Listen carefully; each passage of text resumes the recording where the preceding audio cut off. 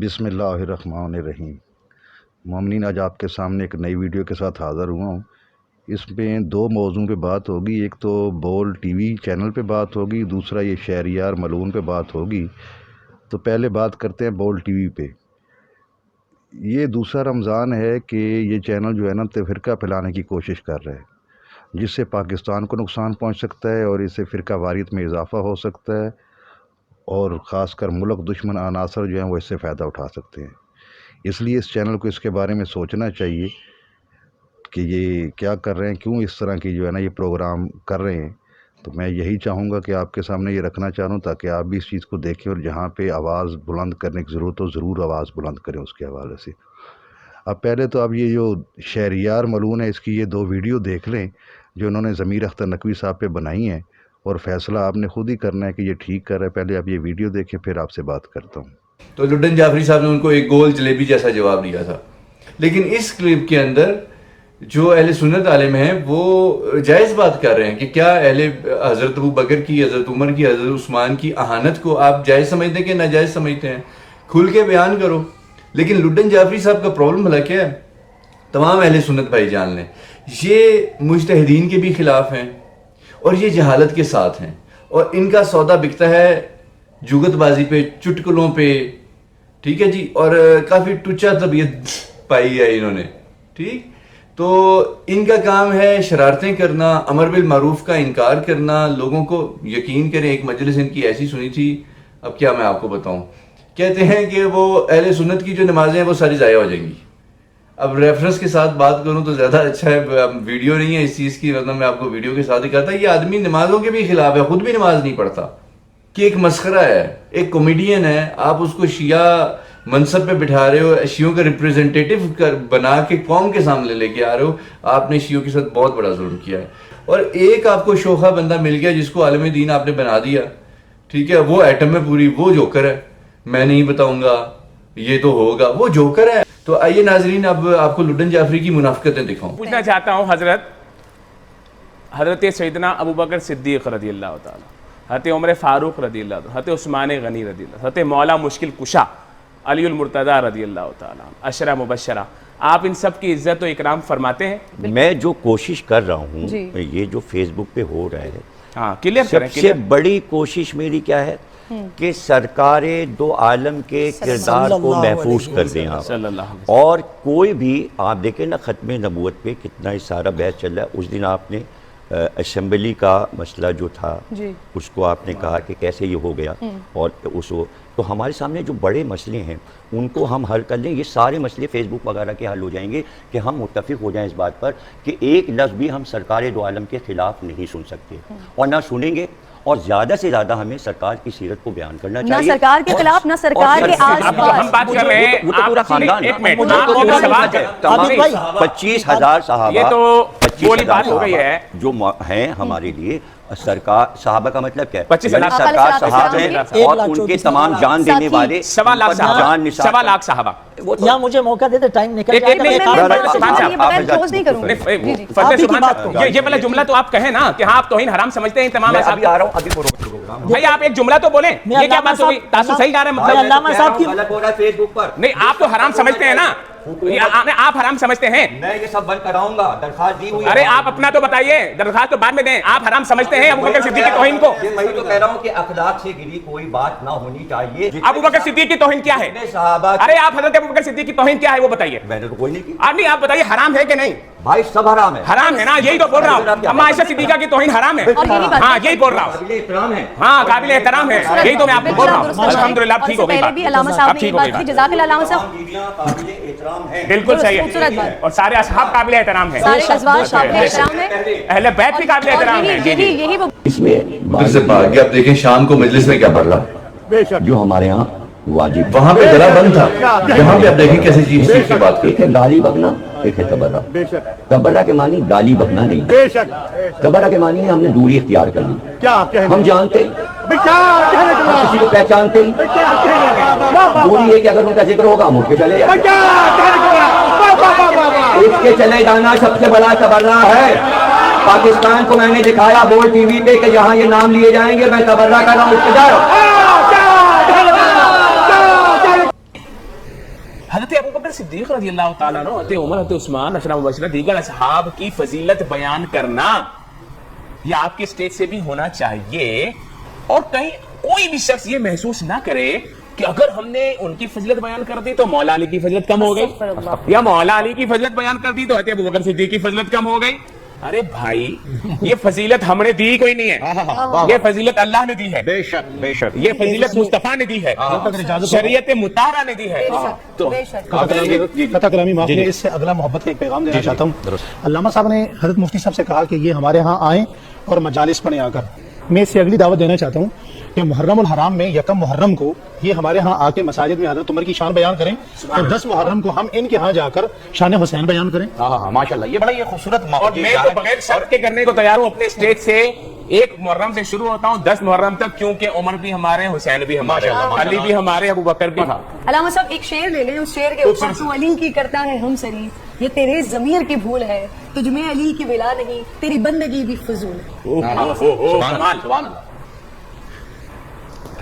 جی ہاں، علامہ صاحب آپ لوگ سب حضرت علی کے فضائل پیش کر رہے ہیں، اور اس سلسلے میں جیسا کہ کہا کہ بھائی آپ لوگ ایک دوسرے کے جائیں اور ذکر کریں، تو ایسا ہوتا رہا ہے اور ہوا ہے، اور خصوصاً ہمارے تمام مجلسوں میں اور محفلوں میں جو بھی فضائل مولا علی کے یا امام حسن علیہ السلام کے یا امام حسین السلام کے یا حضرت فاطمہ زہرا کے بیان ہوئے ہیں، وہ سب سنی کتابوں سے تو ہیں، وہی راوی ہیں، وہی امام بخاری ہیں، وہی امام مسلم ہیں، اور روایت کرنے والے وہی حضرت عمر ہیں۔ سوچ رہے ہیں کہ میں نے تو کس دیکھیے طرح ان کا باتوں کو، جو ہے مجلس میں بھی پیسہ بھی لینا ہے۔ آپ کے علم میں یہ باتیں نہیں ہیں کہ سارے خطیب جو بھی گزرے ہیں ہمارے یہاں وہ سب کے نام لے کر، اور اب کلی جیسے کہ ذکر ہوا تھا کہ بھئی علی کے چہرے کو دیکھنا عبادت ہے، تو حضرت ابوبکر سے روایت ہے، حضرت عائشہ سے روایت ہے، تو یہ چیزیں تو ہم لوگ بیان کرتے رہے۔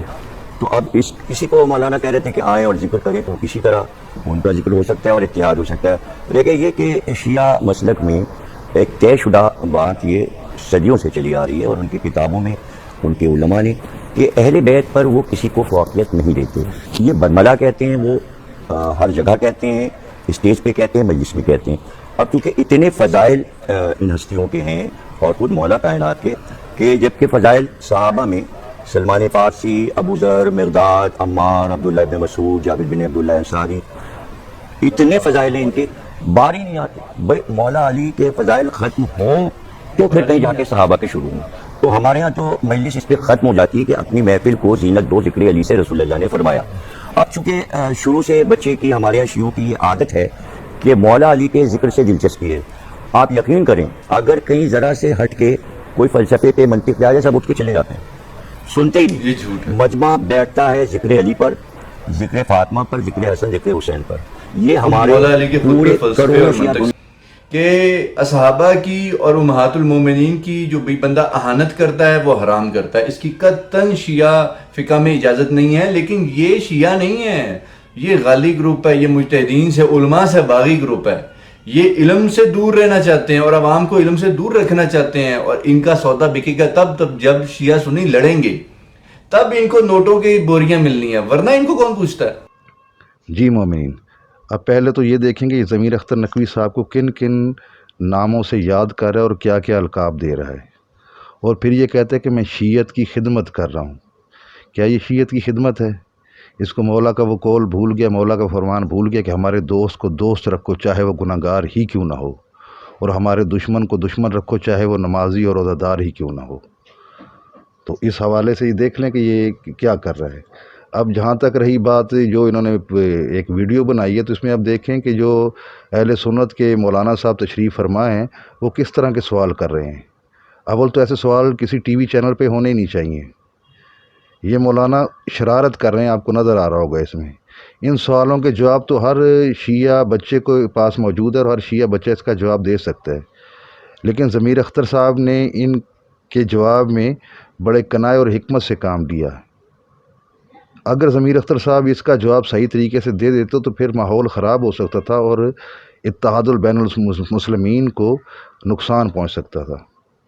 اگر ایسا ہوتا تو پھر یہ لوگ کہتے کہ دیکھو جی ضمیر اختر صاحب نے کوئی ذمہ داری کا مظاہرہ نہیں کیا، ذمہ داری کا ثبوت نہیں دیا، پھر ان کو غلط ثابت کرتے جبکہ پچھلے رمضان آپ نے دیکھا ہوگا کہ ایک سوال اٹھا تھا جس پہ ہمارے ایک شیعہ عالم دین نے کہا کہ جی ہم مولا علی کو حضور کے علاوہ تمام انبیاء سے افضل سمجھتے ہیں. اس پہ ایک بڑا شور اٹھا اور اگلے ہی دن وہ مولانا صاحب پہ پرچہ بھی ہو گیا اور وہ مولانا صاحب جو ہے نا دوبارہ ٹی وی پہ نہیں آئے. دوسرے دن ایک اور شیعہ عالم ٹی وی پہ آئے اور وہ اکثر آتے بھی رہتے ہیں. تو پھر ان سے وہی سوال ہوا کہ ہاں جی کل یہ سوال ہوا تھا تو آپ اس کے بارے میں کیا کہتے ہیں. انہوں نے کہا جی کل والے جو تھے نا وہ تو عالم صاحب تھے, انہوں نے کہا ہے لیکن ہم یہ نہیں کہتے. حالانکہ اس کا کوئی جواب مشکل نہ تھا. حضور کی ایک حدیث ہے جس میں بادشاہ فرما رہے ہیں کہ میری امت کے علماء بنی اسرائیل کے انبیاء سے افضل ہیں. تو ان سے صرف اتنا ہی پوچھ لیتے کہ کیا حضرت علی کو آپ عالم نہیں جانتے, عالم نہیں مانتے آپ, تو بات وہاں ختم ہو جاتی, وہاں سب خاموش ہو جاتے. لیکن ایسا نہیں ہوا, بلکہ یہ ہمارے علماء خاموش رہے اور انہوں نے کوئی بات نہیں کی.